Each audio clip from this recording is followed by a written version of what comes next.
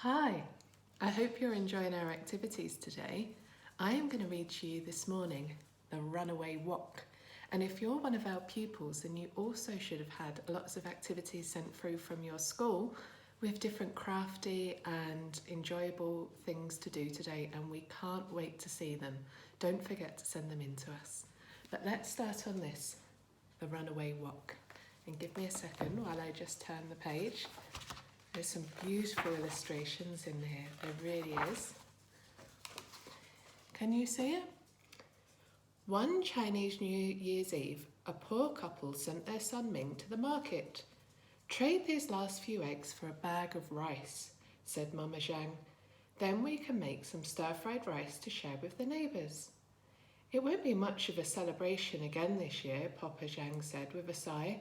"You'd think that by working for Mr. Li, the richest man in Beijing, he would have enough to invite everyone over for the New Year's Eve feast." Ming hurried off, eager to do his mother's bidding. It saddened him to see his hard-working parents being cheated by the greedy Mr. Li. As he walked, he daydreamed about what a real feast would be like and how nice it would be to have just one new toy to share with his friends.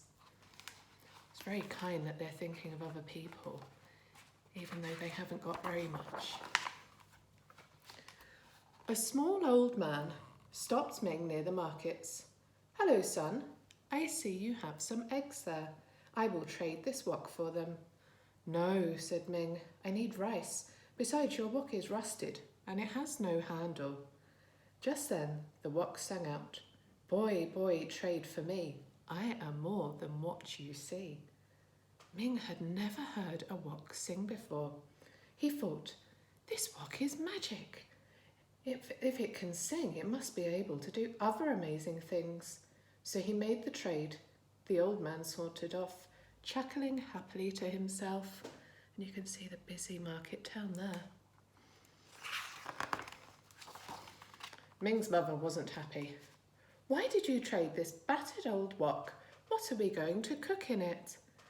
Before Ming could answer, the wok sang out, "Mother, make me shine so bright, and you shall have food to share tonight." "See, Mama," said Ming, "it's a special wok." "Let's do what it says," said Papa Zhang. "We're all hungry." So Mama Zhang washed and polished the wok until it sparkled. Then she set it on the table. To their surprise, it rolled off the table and out the door. "Where are you going?" cried Mama. "Skippity hoppity ho, to the rich man's wife I go," sang the wok, and it briskly hopped down the road. Oh my goodness. Oh, this looks like a real feast on this page. The wok skipped all the way to the Li kitchen. Mrs. Li was overseeing the servants prepare the New Year's feast for her family. The Lis never shared their food with anyone. The wok plopped down on the counter. "Where did this come from?" asked Mrs. Li. No one knew. "Well, put it to good use," she ordered. "It will make a nice serving bowl." So the servants put in the wok festive stir-fried rice, and you can see that there, pork dumplings, kung pao chicken, steamed buns, and walnut shrimp. There was still room for more. They added long life noodles, ginger fish, and rice cakes. Yet, still there was room for more. "Keep filling it," commanded Mrs. Li. "I must go and change for the party." Doesn't that food look delicious? You can see it there. Oh my goodness, what a feast. So much in that wok.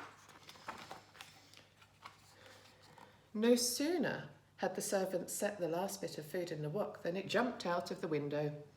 "Skippity hoppity ho, to the poor man's house I go," sang the wok as it trotted down the road, brimming with delicious food. Oh, it's off. You can see the children playing. There's someone there on a donkey, all doing their work, someone fishing on the bridge. The Zhang family could hardly believe their eyes. They gleefully removed the food and set up a big feast. As soon as it was empty, the wok rolled out to their courtyard. "Where are you going?" cried Ming. "Skippity hoppity ho, to the rich man's son I go," sang the wok as it galloped away. The wok caught up with the rich man's son Lan at the market, who thought he had many toys. He never shared them with other children. The wok blocked the road in front of him. "What's this?" wondered Lan. Could use it to hold all my goodies." And without bothering to find the owner, the chubby boy grabbed the wok. Lan brought fireworks, toy dragons, cymbals and drums. He piled them into the wok, and there was still room for more.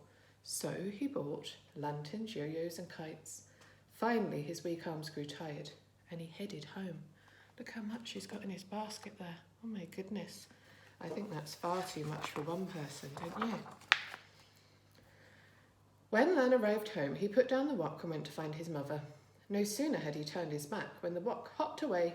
"Skippity-hoppity-ho, to the poor man's house I go." It pranced all the way back to the Zhang's house with all the goodies safe inside. Ming bounced with joy as he emptied the wok. "There are enough toys here for all my friends," he exclaimed. The wok rolled over to the door and out of their courtyard once again. "Where are you going?" called Mr. Zhang.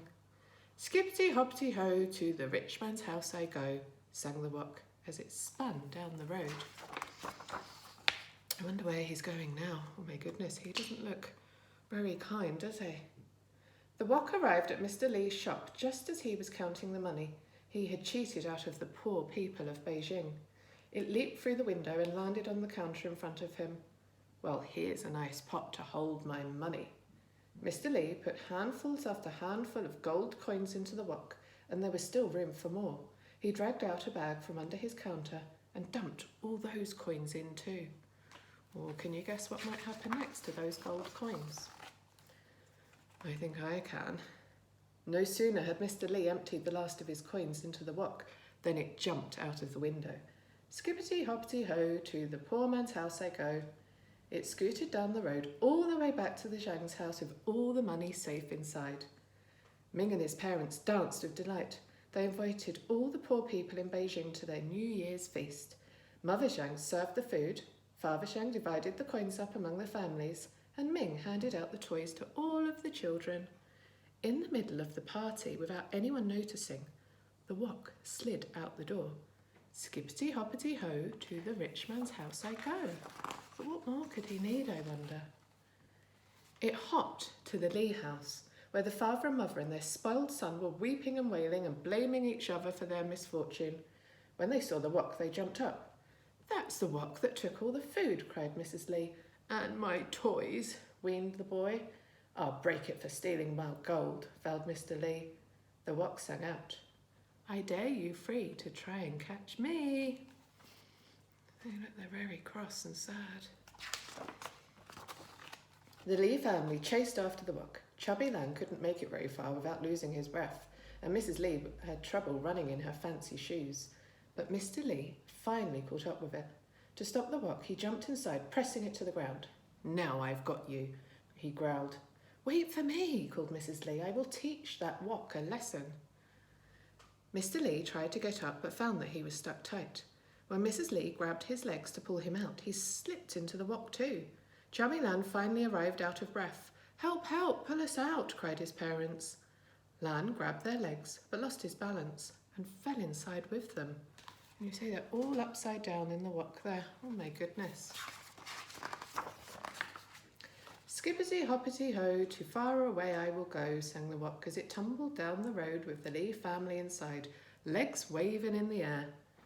Dragon dancers' drums boomed, cymbals crashed and firecrackers banged, drowning out the Li family's cries. No one noticed as the wok sped off to the distant hills. The Li family was never seen again in Beijing. You see the beautiful dances there. As for the Zhang family, they opened a shop, selling woks of all different sizes and styles. Every year, they hosted a glorious New Year's Eve feast for all of their friends and family. And to think that it all started with a rusted wok with no handle. And that is the end of the story. I will see you again later. Bye.